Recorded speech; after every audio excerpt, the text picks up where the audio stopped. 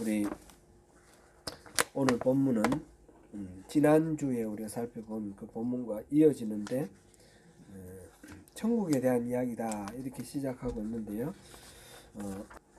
24장과 마찬가지로 종말론 이야기입니다. 그렇죠? 예수님께서 다시 오실 때까지 우리가 어떻게 살아야 되느냐 그런 이야기입니다. 열천녀 비유에서는 항상 하나님의 은혜 가운데 있어야 된다. 그런 말씀이었습니다. 그래서 그것이 신앙생활, 종교생활로 예배 열심히 참석하고 이렇게 교제하고 이런 모든 것들이 다 중요하지만 그것만이 아니라 그건 어디까지나 형식이고 형식을 채우는 내용, 하나님을 알고 사랑하고 친밀한 교제 가운데 하나님 뜻을 알고 행하는 그런 동력자의 삶으로 이렇게 하나님과 함께하는 포도나무 가지가 포도나무에 붙어 있는 것과 같이 하나님과 항상 붙어 있어야 된다. 이 깨어 있으라는 말은 이 열천녀가 잠자고 있다가 중간에 일어나면 똑같지 않습니까? 잠자지 말라는 뜻이 아니고요. 항상 준비되어 있어야 된다. 언제 예수님이 오시더라도 기쁨으로 맞이할 준비를 해야 된다. 그런 의미였습니다. 그렇게 신실한 성령 충만한 그런 신앙생활을 매일매일 하라 그런 의미였고요. 오늘 보는 이 본문은 그러한 성령 충만의 상태에서 더 나아가서 구체적으로 더 우리 삶 속에서 어떤 열매를 맺어 나가야 될 것인가 그런 것을 이야기하고 있습니다.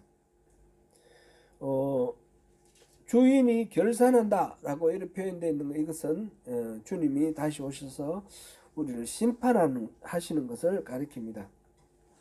오늘 이 달란트 비유는 내용이 이미 익숙해지셔서 잘 아실 겁니다.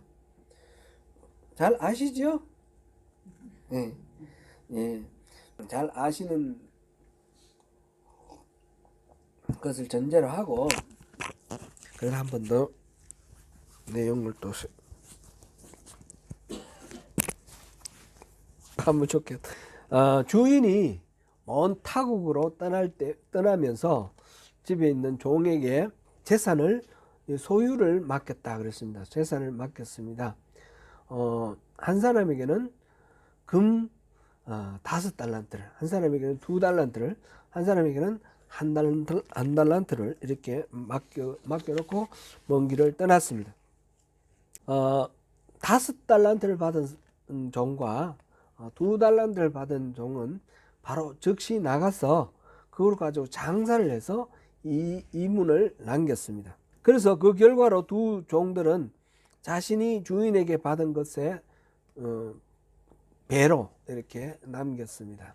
시간은 얼마나 걸렸는지 모르는데 결산을 하기 위해서 주인이 돌아온 것은 오랜 후에라 그랬으니까 한 번 나가 금방 이렇게 한 게 아니라 계속해서 이렇게 때로는 이익도 보고 때로는 손해도 보고 하면서 이렇게 결과적으로 2배가 됐다 그런 뜻이죠. 그리고 1달란트 받은 사람은 그것을 가지고 땅에다가 묻어놓고 이렇게 다른 사람이 훔쳐가지 않도록 감추어 뒀다 그랬습니다.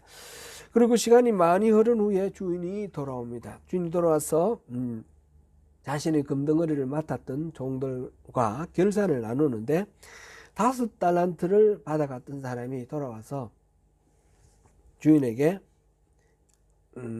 5달란트를 남겼다라고 보고를 하고 주인은 매우 기뻐서 착하고 충성된 종아, 내가 작은 일에 이렇게 충성을 했으니 앞으로 많은 일을 맡기겠다. 그러면서 주인의 그 즐거움에 참여하라 이렇게 얘기를 해줬습니다. 그리고 2달란트 받은 사람도 그렇게 했고요. 그런데 1달란트 받은 사람은 내가 여기 잘 보관했다가 내놓습니다. 그러면서 내놓고 그렇게 돌려줬을 때에 악하고 게으른 종아라고 책망하는 그런 것으로 이제 마무리가 됩니다. 쫓아냈습니다. 우리가 종으로서 우리가 부름받은 자리에 있다라는 것이 이 비유를 읽을 때에 우리가 읽는 어떤 마음가짐입니다. 우리는 주인이 아니고 종으로서 각자 저마다 주인으로부터 이 금덩어리 하나씩 받았다는 거, 하나나 다섯이나 받았다라는 그런 마음을 가지고 이것을 읽어야 되겠습니다. 주인이 주신 사명, 이게 이제 재능에 따라 달란트를 줬다 그랬으니까 우리에게 뭐 우리가 흔히 말하는 어떤 능력 이런 거를 달란트라 그러고 그러는데 우리가 가진 어떤 재능을 가리키는 말은 아닌 것 같아요. 재능에 따라서 무엇을 줬다 그러니까 사명, 은사 이런 거로 우리가 이해하면 되겠습니다. 하나님이 우리 저마다 우리에게 주신 재능에 따라서 적합한 사명을 주셨다. 이 사명은 하나님 나라를 이루는 여러 가지 일들을 말하는데 그거는 뭐 교회에서의 직분만 말하는 것이 아니고 교회에서 직분도 될 수도 있고요. 아니면 그거하고 상관없이 가정에서나 또는 직장에서나 우리 살아가는 삶 속에서 하나님의 나라를 만들어가는 겁니다. 자기의 이익과 만족만을 구하면서 하는 것이 아니라 하나님의 나라를 만들어가는 그 일을 우리가 사명으로 받았습니다. 우리는 다 그렇게 부르심을 받았고 그런 일로 초청을 받았죠. 그 사명입니다. 그리고 여기서 이제 종이라 그랬는데 종은 이 헬란 말로 둘로스라 그러는데 원래 이 말의 의미가 묶여 있다, 묶였다라는 그런 의미가 어원에 포함되어 있습니다. 그래서 종은 주인에게 묶여 있고 매여 있는 거죠. 혼자 이렇게 움직이지 않고. 그래서 여기서 이 비유를 통해서 우리가 하나님 나라에 묶여 있는 존재다라는 겁니다.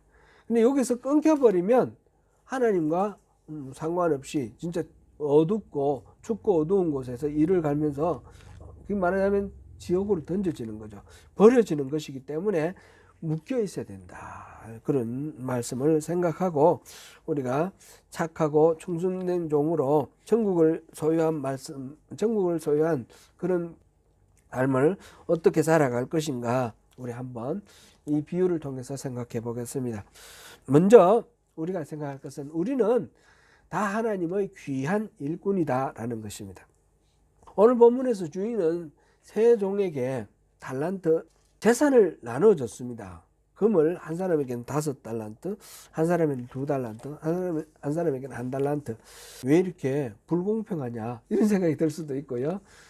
차별 대우하는 거 아니냐 그랬는데 그렇게 생각할 수도 있는데 재능에 따라 예를 들어서 어린아이 같으면 어린아이에게 맞는 사명이 있는 거겠죠. 어른이면 어른에 맞는 사명이 있는 거겠죠. 똑같은 거 모든 사람에게 똑같이 일률적으로 주는 건 아니라는 거죠. 하나님께서는 재능도 우리가 이제 타고난 재능도 다를 수가 있고 거기에 맞게 사명을 주신다는 것입니다. 근데 여기서 비유니까 이 비유가 무엇을 의미하는가 생각해 볼 때 이 달란트라는 게 어느 정도 되는가 한번 생각을 해볼 필요가 있겠습니다. 1달란트 받은 사람이 이거 몰래 이렇게 할 만큼 보잘것없고 작은 건가? 그게 아니라는 겁니다. 금 1달란트는 지금 따지면 20.4kg입니다. 이건 20.4kg. 그런데 키로당 시세를 제가 이제 인터넷에서 찾아봤습니다. 그러니까 어제 날짜로 키로당 99,000달러예요. 그러니까 1달란트는 99,000달러 곱하기 20.4kg. 그럼 약 200만 달러입니다. 적습니까? 많습니까? 이거 하나로 계산을 하니까 한 16억 정도, 16억 원 정도 돼요. 2밀리언 달러. 굉장히 많은 겁니다. 그죠? 1달란트가. 그럼 주인이 나가면서 여행 떠나면서 한 사람에게는 5달란트. 그러면 10밀리언 달러를 준 거예요. 그죠? 한 사람은 2달란트를 주고 한 사람에게는 1달란트.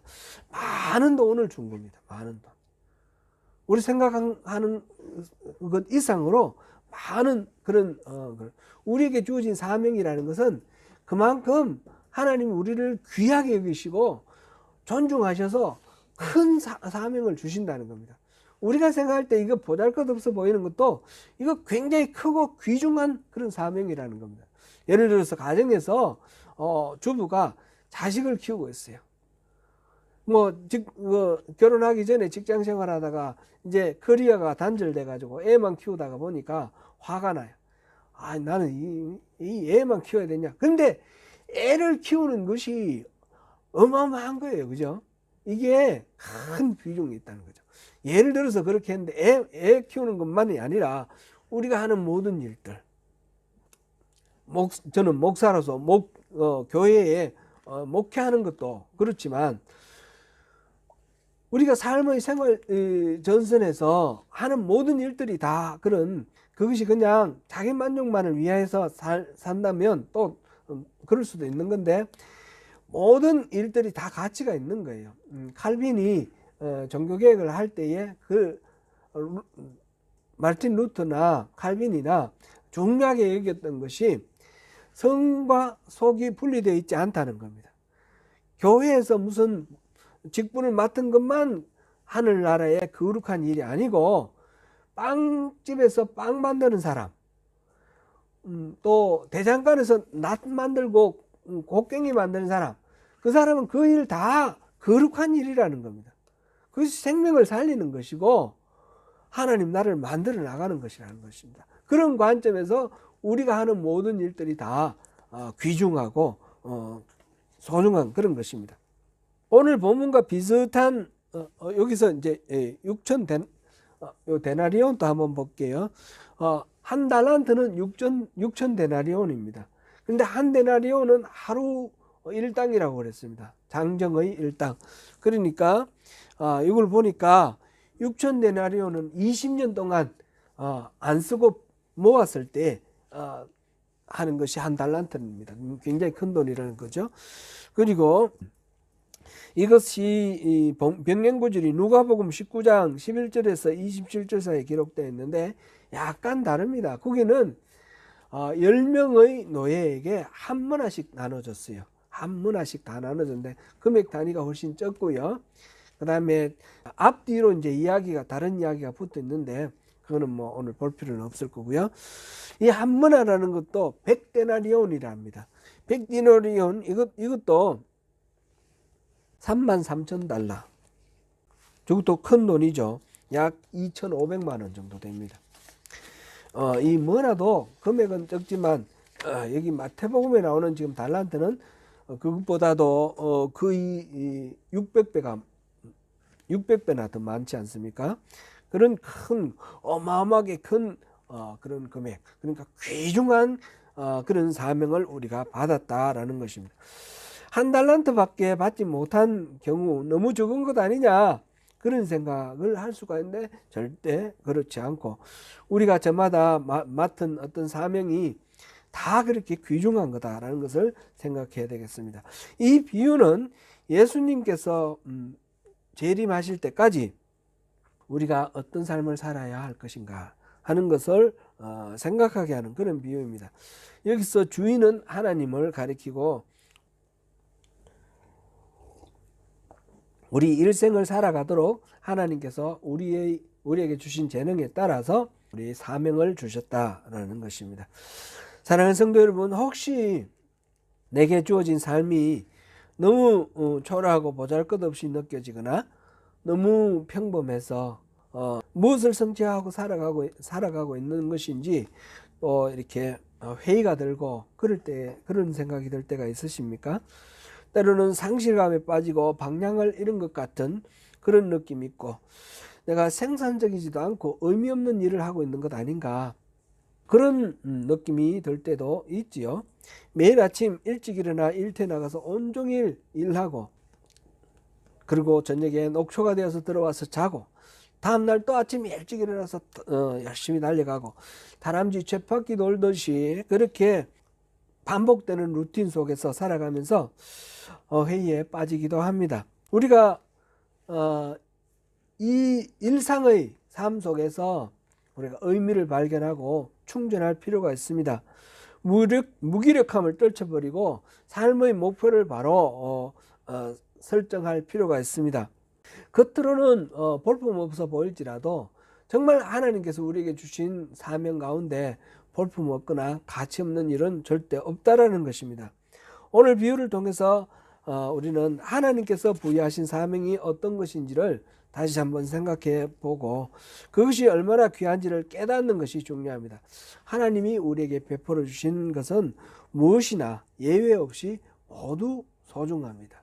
아무리 시시해 보이고 보잘것없어 보여도 자세히 들여다보고 그 의미를 살펴보면 하나님이 우리에게 주신 그만큼 주실 이유가 충분히 있는 그런 귀한 것을 주셨습니다. 무엇보다도 그런 것들을 위해서 우리에게 생명을 주셨고 우리에게 구원을 주셨고 우리에게 또 여러 가지 은사를 주셨는데 우리의 생명은 값어치가 어느 정도 됩니까?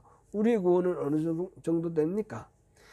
우리를 구원하기 위해서 예수님을 값으로 지불하셨습니다. 우리의 한 사람의 몫은 인생은 예수님 한 분의 이 값과 같은 겁니다. 우리는 예수님 짜리입니다.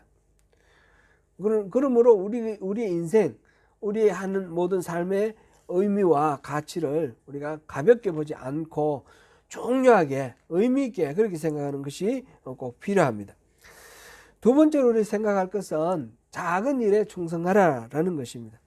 오늘 5달란트를 받은 종은 바로 가서 그것을 장사하여 5달란트를 남겼고 2달란트를 받은 사람도 그와 같이 하여 또 2달란트를 남겼다 그랬습니다. 근데 1달란트 받은 종은 그것을 땅에 파고 감추었습니다. 오랜 시간이 흐른 후에 주인이 돌아와 종들과 정산을 하였는데 첫 번째 5달란트를 받았던 종이 주인에게 와서 보고를 했습니다. 5달란트 남겼습니다. 그랬을 때 주인이 뭐라고 했습니까? 잘하였도다. 착하고 충성, 같이 읽겠습니다. 잘하였도다. 착하고 충성된 종아, 내가 적은 일에 충성하였음에 내가 많은 것을 내게 맡기리니 내 주인의 즐거움에 참여할지어다 라고 이렇게 말했습니다. 2달란트 받은 종도 주인에게 와서 제가 2달란트를 남겼습니다. 그렇게 보고를 했대. 주인은 뭐라고 말했습니까? 똑같이 말했습니다. 주인이 이르되 잘하였다 착하고 충성된 종아 칭찬하시면서 그 다음에 작은 일에 충성했으니까 많은 일을 맡기겠다. 지금 달란트가 그렇게 값이 작은 값이 아니라고 그랬습니다. 그죠? 한 달란트가 16억 누가 우리한테 공짜로 줄 일이 있습니까? 그런 말하자면 어마어마한 큰 금액을 지금 비유로 말씀하시면서 그렇게 비중 있는 일을 우리에게 맡기셨는데 하나님이 우리에게 말씀하실 때 그거를 적은 일이라고 그랬어요. 적은 일에 충성했는데 앞으로 많은 일을 주겠다. 그러니까 우리를 신뢰하고 더 큰 일을 맡기겠다. 그런 의미죠. 예전에 제가 어떤 분하고 말씀 나누는 중에 하나님이 우리를 믿고 이렇게 큰 일을 맡겨주시면 얼마나 좋겠냐 그랬더니 전 싫어요. 저는 안 맞는 게 좋아요. 아무것도 안 하는 게 좋아요. 그러던데 그렇게 생각하면 안 돼요. 그죠? 우리 인생에 가치 있는 그런 일들을 우리를 신뢰하고 맡겨주시는 거 얼마나 좋은 일이에요. 끝으로 1달란트 받은 종이 주인 앞에 가서 말합니다. 주인이여, 당신은 굳은 사람이라 심지 않은 데서 거두고 해치지 않은 데서 모으는 줄을 내가 알았으므로 두려워하여 나가서 당신의 달란트를 땅에 감추어 두었었나이다. 보소서, 당신의 것을 가지셨나이다.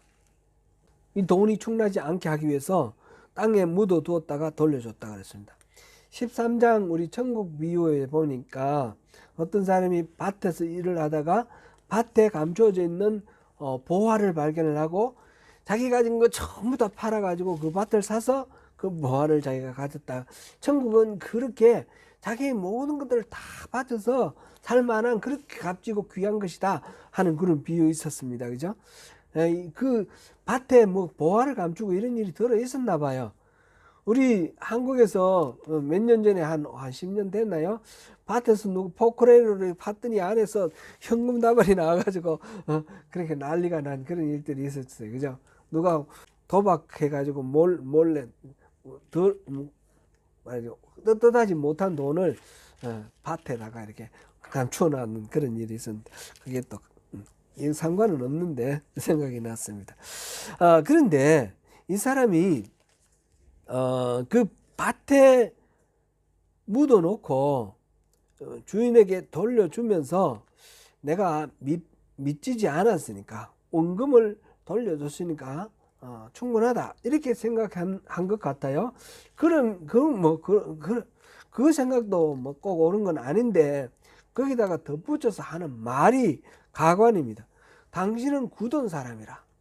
종이 주인을 평가를 합니다. 인격을 평가합니다. 이 성품을 평가합니다. 당신은 굳은 사람이라. 굳은 사람이라는 말의 의미는 이게 스클레로스라는 단어를 썼다고 그랬는데 박정하고 포악하여 거칠다 그런 뜻입니다. 당신은 박정하고 포악하고 거칩니다. 좀 욕하는 거 아닙니까? 이렇게 얘기를 하면서 그래서 내가 혹시나 손해를 보면 날 죽일지도 모르고 어떻게 될지 모르니까 내가 감춰놨다가 내가 드립니다. 이런 식으로 이제 이야기를 합니다. 그러면서 또 덧붙이는 게 당신은 심지도 않은 데서 거두고 해치지 않은 데서 모으는 줄을 내가 압니다. 심지도 심은 데서 뭐가 싹이 나고 곡식이 자라서 곡식이 나오는 것이죠. 심지도 않고 거둔다. 이거는 완전히 도둑놈 아닙니까? 그죠? 투자도 안 하고 뭐 이렇게 그런 아주 욕심쟁이 도둑놈 같은 심보를 가진 그런 사람이고 탐욕스러운 사람이고 해치지 않은 데서 모은다. 이 말도 똑같은 겁니다.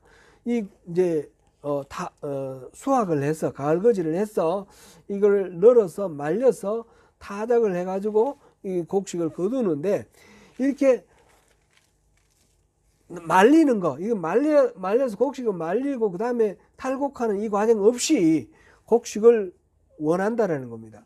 그러니까 이것도 씨 뿌리지 않고 거두는 거나 해치지 않고 모으는 거나 마찬가지입니다. 투자하지 않고 이익을 얻으려고 하는 아주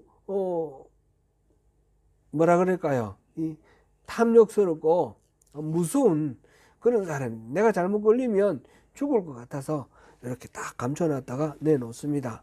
이런 이야기를 하는 겁니다. 투자하는 데는 인색하고 많은 이익을 바라는 파렴치한 그런 인물로 주인을 평가를 하고 있습니다. 주인이 화를 내면서 말을 합니다. 26절에서 27절입니다. 같이 읽어봅니다. 그 주인이 대답하여 이르되 악하고 게으른 종아, 나는 심지 않은 데서 거두고 해치지 않은 데서 모으는 줄로 내가 알았느냐. 그러면 내가 마땅히 내 돈을 취리하는 자들에게나 맡겼다가 내가 돌아와서 내 원금과 이자를 받게 하였을 것이니라 하고. 네가 만약 그렇게 생각했다면 은행이나 취리하는 자, 이자를 받고 하는 그런 데다가 맡겨서 그리고 이자까지 줘야 되는 것이 마땅치 않느냐. 그냥 그거를 묻어놨다가 이렇게 돌려준다는 것은 악하고 게으른 종이다라는 그런 말씀입니다.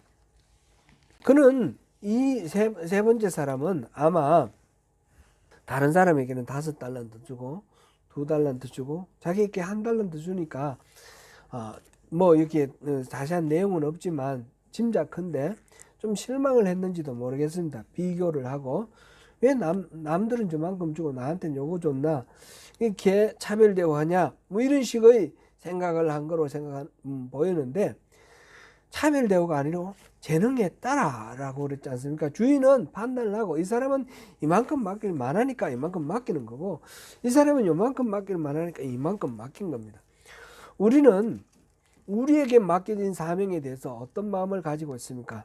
하나님이 내게 맡겨주신 그 사명, 사역에 대해서 실망을 하거나 불만을 가질 수도 있습니다. 다른 사람의 사역과 비교를 해보고 내가 맡은 것이 너무 초라하다, 너무 보잘것없다 이렇게 위축될 수도 있습니다. 그래서 노력해도 성취감을 느낄 수 없음으로 인해서 좌절할 때도 있습니다. 이런 생각을 하면 내가 주인의 사명을 주인이 주신 그런 임무를 맡아서 하는 것이 아니라 내가 내 일의 주인이 되어버리는 그런 결과가 됩니다. 그러니까 내가 내 일의 주인이 되고 나면 욕심이 생기고 조금밖에 안 준 주인에 대해서 불만을 가지는데, 주인이 주신 거 그냥 이게 주인의 일이고 나는 충성한다 이렇게 생각하면 또 불만이 없지 않겠습니까? 내 마음대로 되지 않을 때에 내 것을 생각하고 내 욕심을 채우려고 하고 내 마음대로 되지 않을 때 불평하게 되고 원망하게 되고 그렇게 됩니다. 그래서 우리도 보면 그런 생각을 할 수도 있습니다. 왜 나한테는 이거밖에 안 주시나? 하나님 왜 이리 인색하시나? 하나님 너무 불공평하시다. 그런 생각을 할 수도 있고 원망할 수도 있는데, 그거는 우리가 오늘 이 비유를 통해서 이 한 달란트를 받은 사람의 태도를 통해서 우리가 우리 자신을 돌아보면 좋겠습니다. 그래서 첫 번째로 우리가 생각할 게 뭐였습니까? 우리는 모두 다 귀한 일꾼으로 귀한 사명을 받았다는 것이고, 두 번째는 뭐였습니까? 적은 일이지만 충성하자. 적은 일에 충성을 하자. 그러면 많은 일을 맡기실 것이다. 그래 신뢰가 쌓여야지 점점 더 많은 것을 맡기게 되지 않습니까? 이제 세 번째로는 주인의 즐거움에 참여하자 하는 것입니다. 주인은 5달란트를 받았던 종과 2달란트를 받았던 종에게 착하고 충성된 종이라고 칭찬을 하고, 내가 많은 것을 내게 맡기리니 내 주인의 즐거움에 참여할지어다 라고 말했습니다. 충성된 종에게 주어지는 보상은 두 가지입니다. 더 많은 일을 맡기는 것하고 주인의 즐거움에 참여하는 겁니다. 주인의 즐거움에 참여한다는 것은 열천녀의 비유에서 보면 잔치 혼인잔치에 같이 들어가서 그 잔치를 즐기는 것, 그것과 같은 것입니다. 곧 하나님께서 마지막 날 최후 심판 끝에 결과로 천국 잔치에 우리를 초대할 때에 거기에 참여하는 것을 말합니다. 그러니까 작은 일에 충성하게 되면 더 큰 일을 맡게 되고, 이게 살아서 죽어서 이걸 나눠서 생각하는 게 옳을지 모르겠는데, 지금 작은 일에 충성하면 살아서 더 큰 일을 하나님께서 맡기실 것이다, 이런 생각이 듭니다. 그리고 하나님과 또 영원한 그 생명을 나누는 그런 천국의 삶을 누리게 될 것이다, 이런 것이 우리에게 주시는 보상이라는 것입니다. 충성된 종에게 주어지는 보상, 이것과 대비되는 악하고 게으른 종에게 주어지는 그 대가는 뭡니까? 이거는 28절에서 30절을 같이 읽어보겠습니다. 그에게서 1달란트를 빼앗아 10달란트 가진 자에게 주라. 무릇 있는 자는 받아 풍족하게 되고 없는 자는 그 있는 것까지 빼앗기리라. 이 무익한 종을 바깥 어두운 데로 내쫓으라. 거기서 슬피 울며 이를 갈리라 하니라. 주인이 자신의 재능에 맞게 주셨던 그 사명조차 빼앗겨 버리는 겁니다. 그리고 바깥 어두운 데로 쫓겨납니다. 주인과의 관계가 끊어지는 겁니다. 곧 우리와 하나님과의 관계가 끝나버리는 겁니다. 아무 상관없이 천국 잔치에 참여할 수도 없게 됩니다. 이 사람은 말하자면 여기서 불신자에게 주시는 이 말씀이 아닙니다. 이 비유의 이야기는 예수를 믿는다고 하는 사람, 하나님의 그 존재를 인정하고 하나님께서 우리 삶의 주인이라고 인정하고 내가 믿는다라고 생각하는데, 그런데 하나님이 부여하시는 이 사명 감당하기에 게으를 때에 예수님이 다시 오시면 주님의 심판 앞에서 그는 쫓겨나는 결과를 맞을 것입니다. 저도 때로는 달란트를 땅에 묻어둔 이 악하고 게으른 종과 같은 자리에 서 있다라고 생각될 때가 많습니다. 하나님을 원망하고 불평할 때가 있습니다. 내 재능을 하나님이 모르시는 것 같이 그렇게 생각됩니다. 나를 어떻게 보시고 하나님이 나한테 이런 일을 맡기나, 이런 식의 그런 불평을 합니다. 그러나 정말 하나님은 우리 각자를 속속들이 너무너무 잘 아십니다.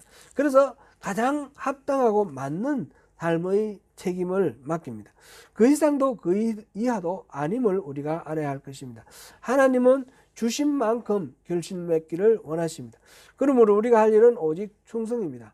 아무리 적어 보이고 보잘것없어 보여도 적은 일에 충성할 때 이 일이 큰 일이 됩니다.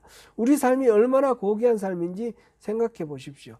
하나님은 창세전에 나를 택하시고 풍성한 은혜를 내려주셔서 그 아들의 피로 구원하시고 거룩하게 하시고 영화롭게 하셨습니다. 우린 하나님을 위하여 하나님의 일꾼이 되어서 하나님 나라의 한 모퉁이를 담당하고 세워가고 있습니다. 주어진 일에 책임을 다하는 것이 그것이 복이고 그것이 바로 천국의 삶입니다. 사랑하는 성도 여러분, 오늘 본문 달란트 비유에서 하나님은 우리에게 예수님이 다시 오심을 기다리는 동안 종말을 맞이할 지금 마지막 때에 살아가는 동안 어떤 마음과 자세로 살아야 할지 보여주고 계십니다. 하나님은 우리가 이 땅을 하나님의 나라로 회복시키도록 하는 하나님이 우리에게 부여하시는 사명에 대해서 우리의 이 자세로서 세 가지를 요약해서 말씀하셨습니다. 말씀하신 말을 세 가지를 요약할 수 있습니다. 첫째, 우리는 하나님의 귀하신 일꾼으로서 주신 사명을 감사함으로 받읍시다. 둘째, 받은 사명을 감당할 때는 적은 일에도 충성하며 잘 감당합시다. 셋째, 하나님을 기쁘시게 함으로 더 큰 일을 맡고 그 하나님의 즐거움에 참여합시다.